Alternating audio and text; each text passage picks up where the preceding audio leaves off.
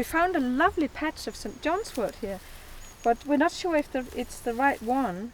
Emily, do you want to check to see whether it's the right St. John's wort we've got here? Yes, it's got little see-through spots. Okay, and that's how we tell, because there are oil glands in the leaf that look transparent when you hold it up to the light. And that's why in Latin it's called Hypericum perforatum, because the leaves are actually perforated with oil glands. And that's why it's such an excellent herb to make oil from. So it's got an oil that's called hypericin, so when you infuse it, it turns red. How do you pick it? So you pick the flowering top, so the leaves with the flowers on the top, and that's the bit that goes in the jar with the oil. So we'll just put it in the jar now, and when we fill the jar, and then when we go at home, we'll fill the jar with oil and then put it in the windowsill and wait and see what happens. So I know most people think that hypericum, that's just for depression, but you wouldn't drink oil for depression.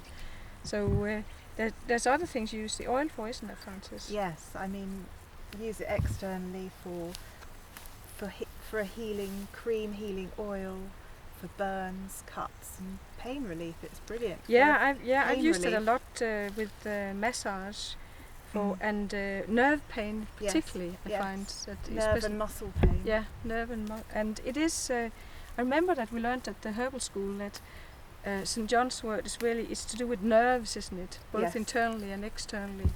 And if you can make it into a tea again and drink the tea for. And I think it's interesting. You can have nerve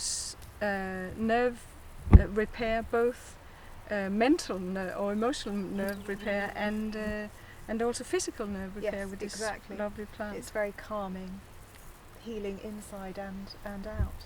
You just have to be careful. Some people are a bit sensitive to the fresh plant because it can cause a photosensitive reaction. Right, isn't it? And I remember as a student, one of my friends had used it externally for back pain on his girlfriend, and then she went and lay in the sun afterwards, and she got this, not a burn, but it discolored her skin. It got darker, and that stayed for ages.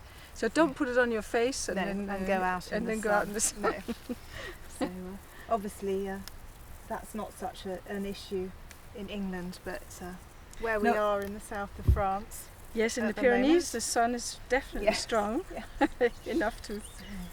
And it grows everywhere really. Yeah. Northern Europe. It does, and I think the reason it got the name St. John's wort is because it flowers around St. John's. So the here in the Pyrenees, they at Saint-Jean, they pick these together with, I think there's 3 or 4 other sort of sacred herbs, and it's connected with fire, of course. And they take the fire from the top of Canigou.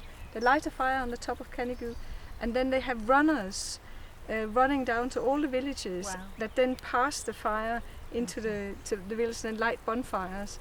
And they use this John's wort to, I don't know if they burn it as well as an incense or what, but that's what it's associated with. And that red oil. And the red oil, yes, that's true. Yeah.